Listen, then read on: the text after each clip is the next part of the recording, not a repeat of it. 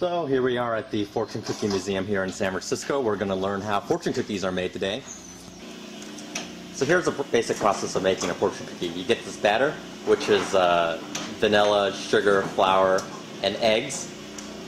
It gets dropped off like this, right? And then it goes around this little carousel thing. You know, it's flame broiled, just like your Whopper, right? And then it comes off into these little plates. This is how the fortune is made inside. So this guy has fortunes written in Chinese and in English. And when it comes off the conveyor belt here, it's a little bit pliable, so you can fold up the fortune cookie inside. So one thing you want to know about fortune cookies, everybody thinks that they're Chinese. They are not Chinese. They are an American invention, specifically a San Francisco invention.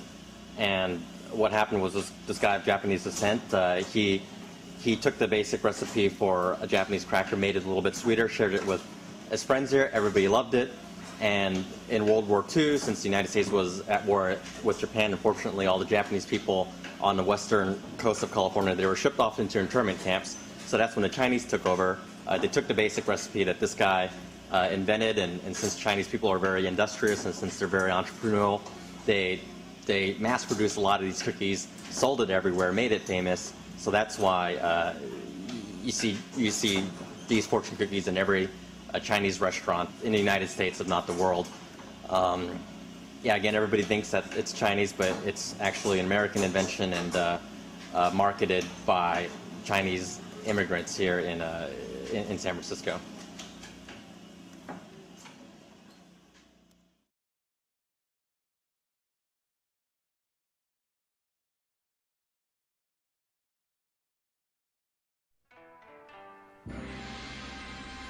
Welcome to Szechuan Palace, or Hunan Taste, or Golden Dragon, or Jade King.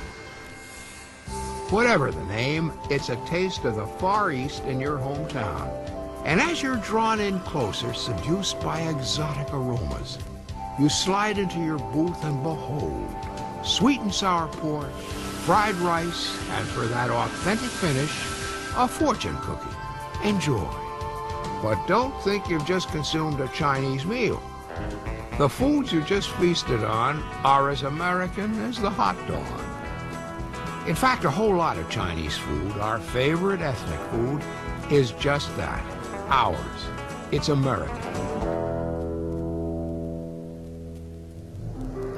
The first large group of Chinese immigrants was lured to America in the 1850s by stories of the Golden Mountains of California. It was gold rush fever. And thousands of Chinese, mostly from the southern Chinese city of Canton, answered the call.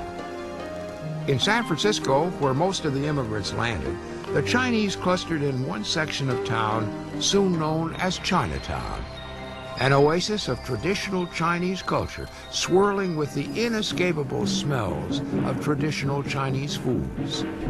Most of the Chinese immigrants to America were farmers and served the peasant food of Canton, a simple menu featuring stir-fried meals with rice, mild tea, and platefuls of dim sum, traditional finger food that included everything from shrimp dumplings to tripe to bird's feet. The first Chinese restaurant served these foods from home to Chinese customers who couldn't or didn't want to cook. Chow chows, they were called, and they offered all you could eat for $1 to hungry Chinese laborers. But then something odd happened. Pretty soon, the non-Chinese were coming in, and the Chinese realized that this is a business. This is a business in itself. So before long, restaurants started popping up. Of course, the owners knew they'd have to westernize their food a bit to keep the non-Chinese coming. But the Chinese adapted. Chop suey has its roots in Canton, where the words sop suey mean miscellaneous scraps. And that just about sums it up. Chop suey is Chinese leftovers. Its exact origins are clouded in mystery. But it was created here in America. One story has to do with a Chinese cook faced with a bunch of hungry miners, again in the off hours when he doesn't have a whole lot left in the kitchen, but they're hungry, they've got money in their pockets. He chops up whatever he's got, puts it on a sauce, throws it on some rice, and hands it to them. And a very flexible idea at that. Chop suey was usually made from whatever vegetables Chinese cooks could get their hands on. Carrots, potatoes, and tomatoes were just as likely to turn up in chop suey as water chestnuts or Chinese cabbage. The meat could be whatever the customer wanted. The most essential ingredients were bean sprouts, soy sauce, and more soy sauce.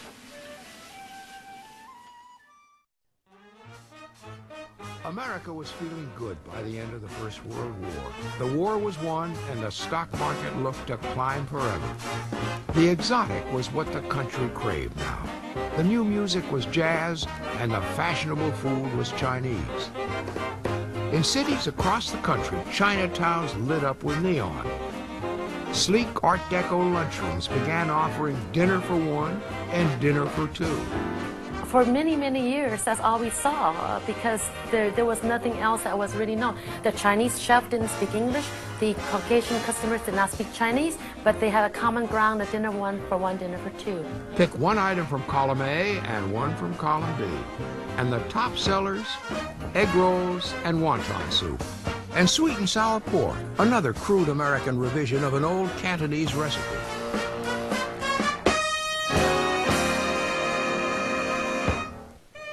And the meal was always finished off with a fortune cookie.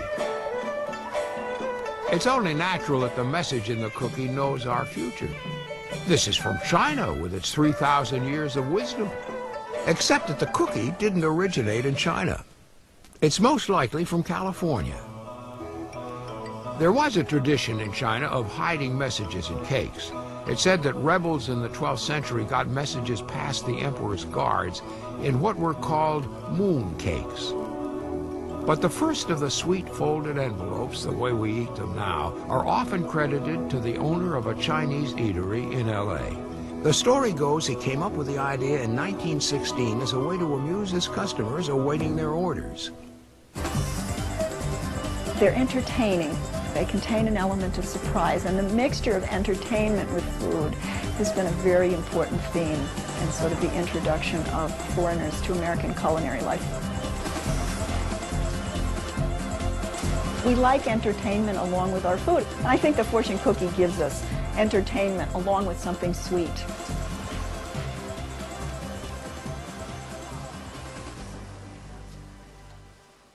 Chinese love to eat. We never ask you, how are you? We ask you, have you eaten? Sik mea? Have you eaten? Because we want the door to be open for us to feed you some more. Food is a way of communicating love, friendship, and for the Chinese people, the only way to eat is to put all the food in the middle and share.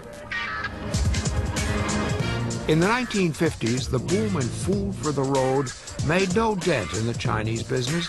They'd been offering food to go for 100 years. Chinese restaurateurs may even take the credit for inventing American takeout.